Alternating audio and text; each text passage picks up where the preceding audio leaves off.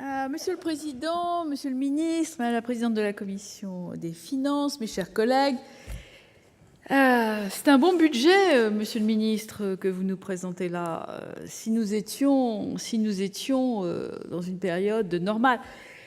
En tant que présidente de la commission d'enquête sur la lutte contre les réseaux djihadistes, je ne pouvais pas manquer de venir m'exprimer devant vous ce soir sur ce budget, que j'aurais souhaité encore plus important en moyens, en hommes, en matériel.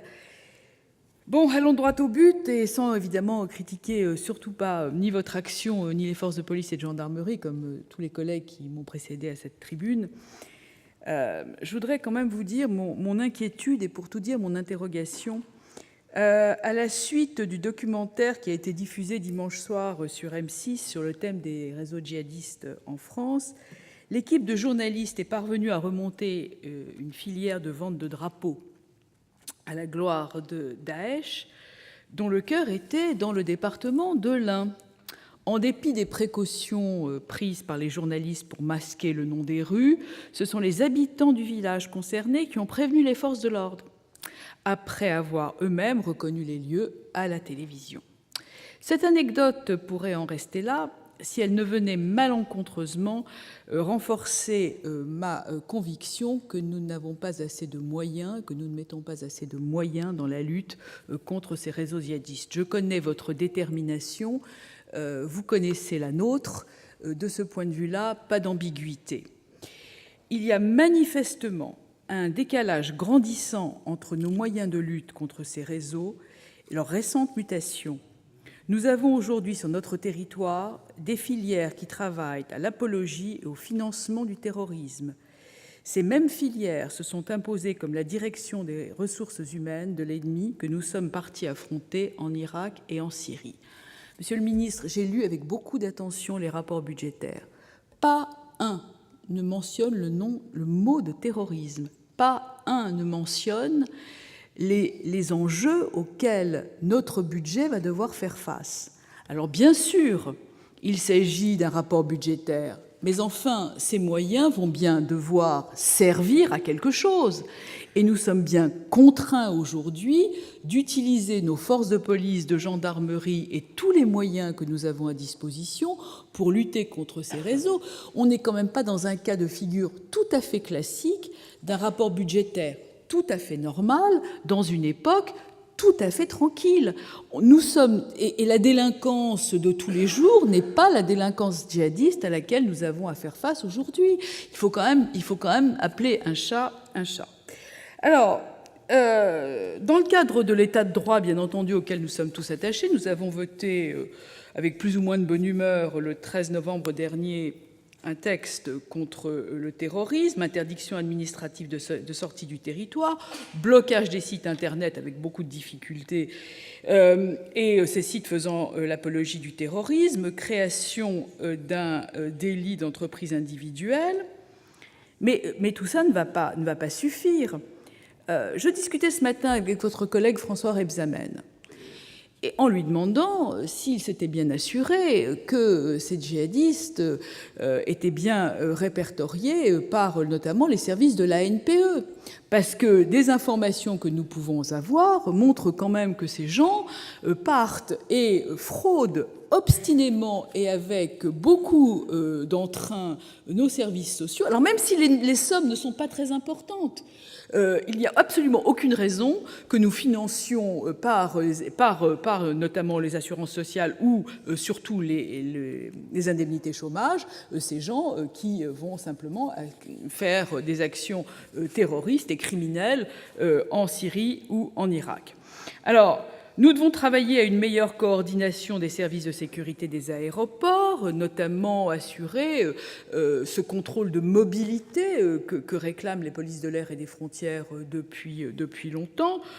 Ajouter des moyens, Monsieur le Ministre, à la surveillance de l'aviation privée, qui constitue aussi un moyen moins surveillé, moins contrôlé que les filières normales dans les aéroports et les compagnies traditionnelles. Bon, évidemment, nous avons le problème de la liste du Passenger Name Record, le PNR, et je sais que vous y travaillez, que vous y êtes aussi extrêmement attaché. Le coordinateur européen de la lutte antiterroriste, lui aussi milite comme vous pour plus de données. Là aussi, il va nous falloir des moyens. Là aussi, il va nous falloir des moyens pour pouvoir contrôler tous ces gens. Et il faudra évidemment des moyens préventifs. Alors, vous avez mis en place ce numéro vert, qui est une excellente initiative qui fonctionne extrêmement bien. Là aussi, il faut plus de budget pour pouvoir encore nous mettre beaucoup plus de prévention dans ces dossiers qui sont évidemment extrêmement délicats. Alors, je sais que ce n'est pas la mission d'aujourd'hui, mais je ne serai malheureusement pas là vendredi matin. Mais vous êtes quand même le ministre en charge du culte, et donc je vais profiter de la minute qui me reste, ou deux, pour vous dire qu'il faudra aussi, dans cette mission qui est la vôtre, renforcer les dispositifs de formation des aumôniers, des imams, qu'on puisse en discuter sans stigmatiser. Là aussi, ça fait partie, non pas de cette mission d'aujourd'hui, mais de celle de vendredi matin. Encore une fois, je vous prie de m'excuser, mais je ne pourrai pas être là. Donc je vous glisse ça pour que vous puissiez y répondre éventuellement vendredi, mais je lirai le rapport et les débats avec beaucoup d'attention. Je voudrais terminer, vous avez bien compris nos préoccupations, qui sont les nôtres, que nous partageons évidemment complètement, et toutes ces remarques ne sont faites que pour renforcer notre volonté commune de lutter contre cet ennemi commun. Je voudrais terminer sur un dossier qui me soucie beaucoup, et que nous avons en partage, que vous avez en partage, avec le ministère de la Justice, qui est celui de la plateforme nationale d'interception judiciaire. Parce que j'ai lu des choses qui m'ont beaucoup inquiétée il y a déjà quelques mois. J'avais posé une question d'actualité le 17 juillet. Qu'en est-il de ces écoutes? Est-ce que les sociétés... Moi, je suis imperméable à la menace. Je n'aime pas ça du tout. Les gens qui menacent m'agacent prodigieusement. Et je dois dire que ces sociétés qui menacent d'interrompre, très franchement, c'est ni républicain, ni courtois, ni conforme aux règles, ni de droit, ni de protocole. Je n'adhère pas du tout à cette façon de faire. Mais enfin, voilà un système qu'on a confié à la société Thales qui est éminemment compétente. On est passé de 17 millions à 47. Nous voilà quand même dans un problème budgétaire, même s'il relève de Mme Taubira. Et c'est un sujet que vous avez en partage, puisqu'il apparaît que quand on s'adresse à l'un, après, il faut s'adresser à l'autre, et qu'il y a une difficulté.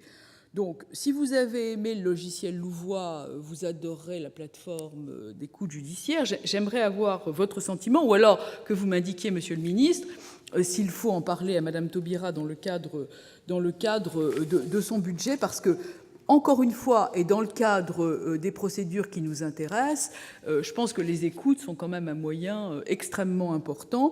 Nous travaillons tous dans le cadre de l'état de droit. Ce que ne font pas nos adversaires, et ça rend notre travail d'autant plus difficile, et ça rend votre travail d'autant plus difficile qu'il faut lutter avec des moyens légaux sous le contrôle du Conseil constitutionnel, sous le contrôle de la CNIL, contre des gens qui sont absolument sans foi ni loi. C'est parce que ce travail est difficile, c'est parce que la situation budgétaire est très tendue, c'est parce que les enjeux sont fondamentaux que nous avons décidé à la Commission, bien entendu, de voter votre budget. Je vous remercie de votre attention.